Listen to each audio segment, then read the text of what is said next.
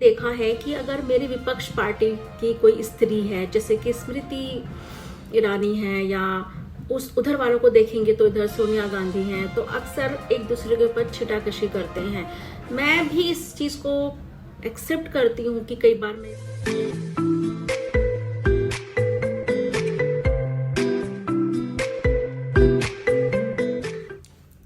नमस्कार, प्रिया के मंच पर आप सभी का स्वागत है। पिछले दिनों मैंने एक वीडियो पोस्ट की थी जिसमें मैंने फेसबुक के अपने मित्र की पोस्ट शेयर की थी। मतलब पोस्ट विचार उनके थे, मैंने उसको पढ़ा था, मैंने उसको अपनी आवाज़ दी थी। तो उस पोस्ट के बाद, उस वीडियो के बाद मैंने सोचा कि ये तो मतलब मैं भी आगे और भी लोगों की पोस्ट पढ़ने वाली हूँ, तो क्यों ना इस सीरीज़ को एक नाम दिया जाए। जैसे कि मेरा जो इंटरव्यू वाला प्लेलिस्ट है, तो उसमें आप देखेंगे उसका नाम है गुफ्तगू विद प्रिया। तो उसी तर्ज पर मैं इसका नाम रखती हूँ विचार आपके, आवाज़ प्रिया की। विचार आपके या फिर पोस्ट आपकी, आवाज़ प्रिया की।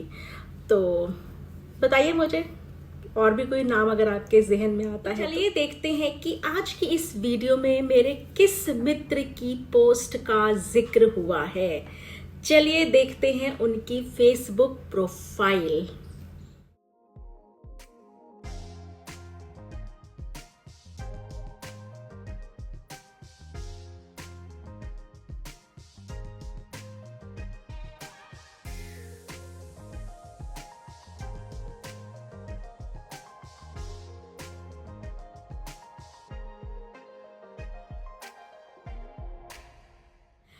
तो जैसा कि आपने देखा कि इनका नाम है श्री जितेंद्र नरूका जी।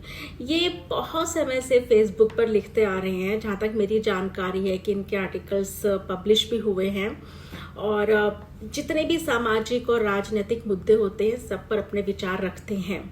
और कई बार तो बहुत ही हंसी मजाक, हल्के फुल्के व्यंग के जरिए भी अपनी बात को रखते हैं। देखने में काफी खूबसूरत है, तो अक्सर ये फेसबुक पर अपने आप को सुंदर व्यक्ति कहते हुए भी पाए जाते हैं, जो कि इनके ऊपर फपता भी है। सुंदर व्यक्ति तो खैर हैंगे, मतलब ये कहते हैं कि मैं औरतों से भी ज्यादा खूबसूरत हूँ। खैर ये मजाक है, नहीं वो खूबसूरत है खूबसूरत है, लेकिन औरतों से ज्यादा नहीं।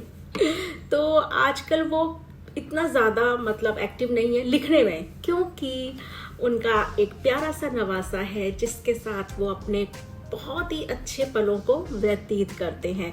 तो अक्सर जो उनकी वीडियोस आती हैं या उनकी पोस्ट आती हैं, नवासे के साथ ही आती है। तो उनके प्यारे से नवासे की वीडियो को हम लोग भी बहुत ही प्यार से देखते हैं।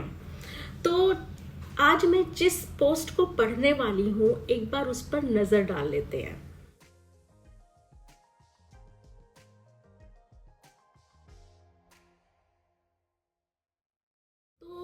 इस पोस्ट में जो जिक्र है वो है पीएम की इटली यात्रा का। मतलब पीएम की इटली यात्रा के दौरान इटली की जो पीएम हैं मिस मेलोनी, तो जो भी फोटोग्राफ थी या जो भी उनका आपस में बातचीत थी, तो उसको लेकर मीडिया या सोशल मीडिया में क्या क्या चीज़ें हुई हैं और इसमें उनका क्या नज़रिया है नरूका जी का, वो इस पोस्ट में दर्शाया गया है। तो चलिए मैं पढ़ती हूँ इस पोस्ट को। तो पोस्ट कुछ इस तरह से है। ट्विटर पर भाभी ट्रेंड कर रहा है। इटली की प्रधानमंत्री जॉर्जिया मेलोनिया की तस्वीरें और वीडियो को साझा करते हुए कोई यूके पीएम सुनक के साथ उनके स्वभाव अनुसार गर्मजोशी से मिलने को प्यार कह रहा है, तो हमारे वाले के साथ उसे बेवफाई कह रहा है। विरोध में लोग पीएम को रंगीला, दिल फेंक, दिल टूटा अपनी अपनी समझ से कह रहे हैं, जो कि उनकी नज़र में हास्य है, व्यंग है, प्रश्न चिन्ह।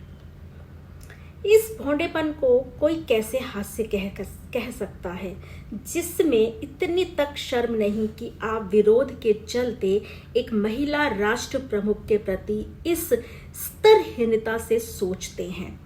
मामला सिर्फ जॉर्जिया मेलोनिया तक सीमित नहीं रह जाता, बल्कि हमारे समाज की स्त्रियों के प्रति घटिया सोच को भी उजागर करता है। समाज में स्त्रियां भी शामिल हैं और वो भी इस स्तरहीन फूहड़पन को हास्य मानते, दांत चिराते देखी जा सकती हैं।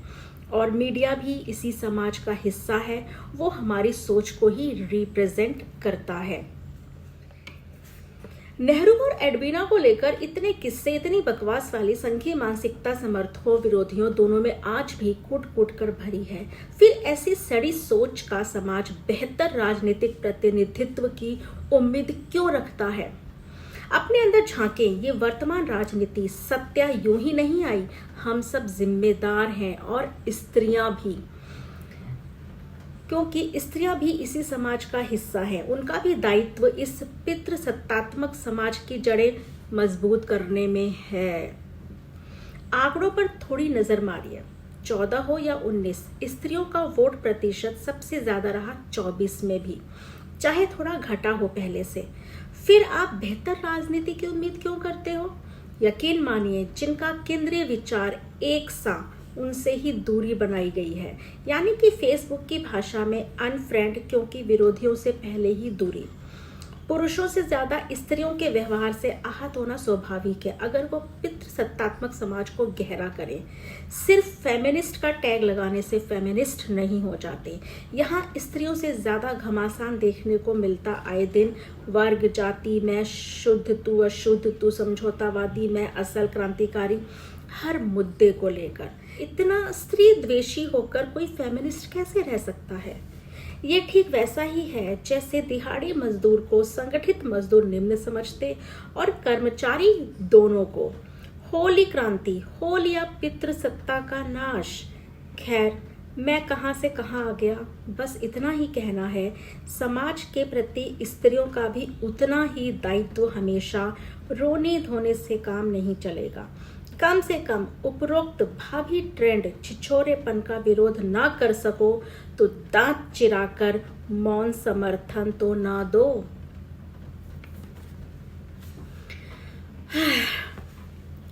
बहुत गंभीर और विशेष बात की है नरुका जी ने कि हम स्त्रियां कितना चिल्लाती हैं, कितना गिड़गिड़ाती हैं, अपने आप को विक्टिम करार देती हैं, हमारे साथ हमेशा अन्याय होता रहा है, दिस दैट ये वो। लेकिन हमारी कितनी भागीदारी होती है एक समाज को निर्मित करने में, इस पर हमें बहुत कुछ सोच विचार करने की ज़रूरत है।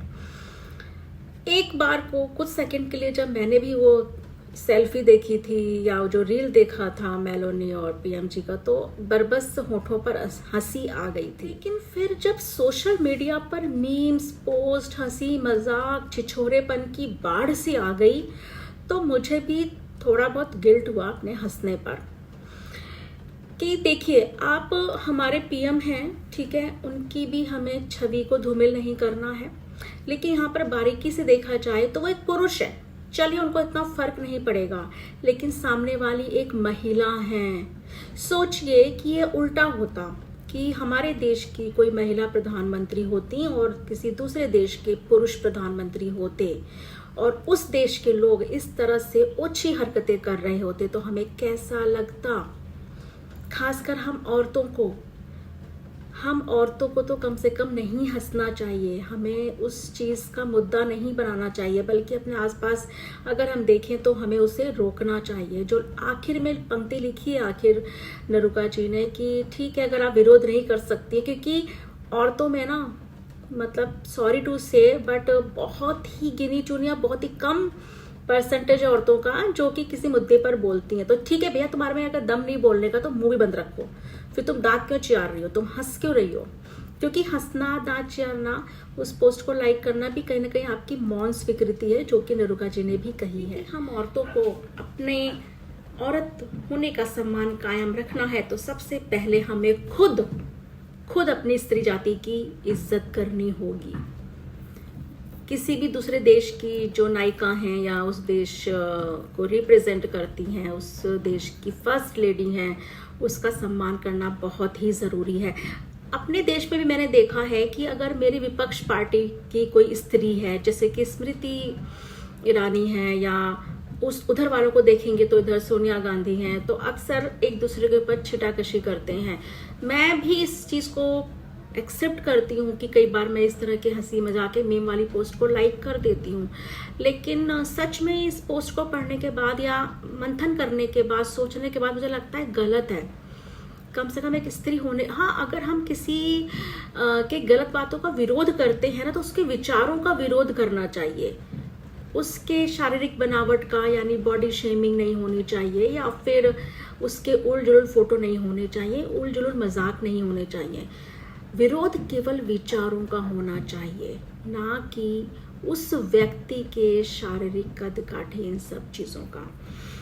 तो बहुत ही अच्छी लगी मुझे इनकी पोस्ट नरुका जी की, और ये जो उनका विचार था ये भी मुझे बहुत ही पसंद आया, इसलिए मैंने आपसे ये शेयर किया।